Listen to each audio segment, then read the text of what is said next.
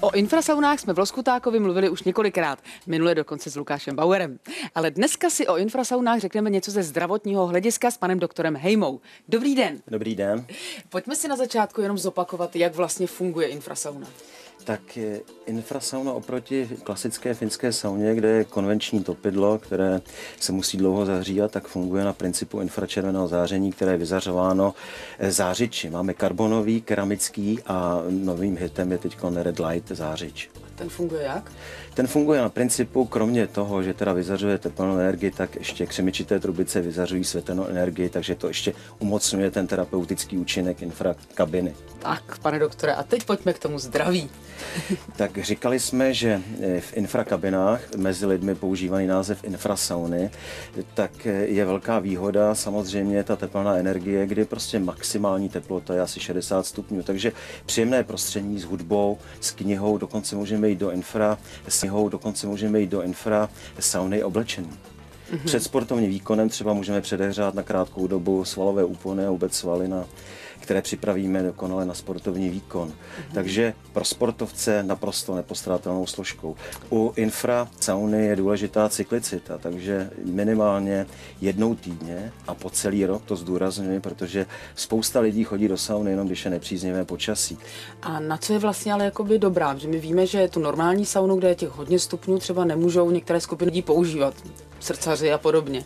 Tak klasická finská sauna má spoustu kontraindikací. Samozřejmě nemocní s kardiovaskulárními problémy tak nemohou do finské sauny, kde ty teploty jsou poměrně dost velké, onemocnění ledvin, různé zemi, kdežto v podstatě infrasauna nemá žádnou kontraindikaci, takže tam může prakticky každý, dokonce i malé děti, je to velká výhoda, protože infrasauny kupujeme většinou do domácího používání, takže to hygienické prostředí je naprosto dokonalé, nikdo tam nechodí, takže dítě je tam samo a nemůže být nakaženo nějakou nákazou z veřejných saun. Další samozřejmě velice příznivý vliv je redukce váhy. To si málo kdo uvědomuje, že u infrasauny tak stimulujeme velice jako srdeční sval. Tím, že se snaží organismus snižovat teplotu, tak se zvyšuje tepová frekvence, takže v podstatě v infrasauně, i když sedíme, pasivně posloucháme hudbu nebo hovoříme s partnerem, tak srdce velice intenzivně pracuje jako při velice jako velkém výkonu sportovním. A člověk by si tak laicky ale řekl, že jako čím víc vypotím, tím víc jako zhubnu, napnu kůži, detoxikuju, je to strašně jako zdravý.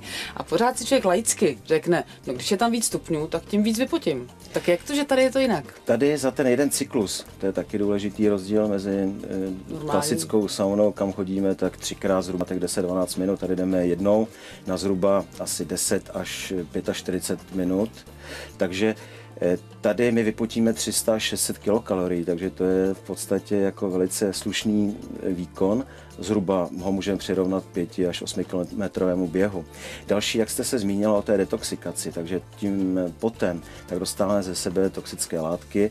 To infračervené záření působí tak asi 3 cm do podkoží a v potu po infrasauně tak máme až 20% toxinů, takže oproti sauně, kde máme 5 až 7%, je to velký rozdíl. Možná bychom měli ještě závěrem připomenout divákům, že i provoz je asi levnější než ta normální finská sauna. Říká se zhruba rozdíl mezi tou klasickou finskou saunou a tou infrasaunou tak je zhruba 10násobný, to znamená u té infrasauny tak máme zhruba náklad na ten jeden cyklus 3 až 5 korun, takže to je z ekonomického hlediska velice příznivé.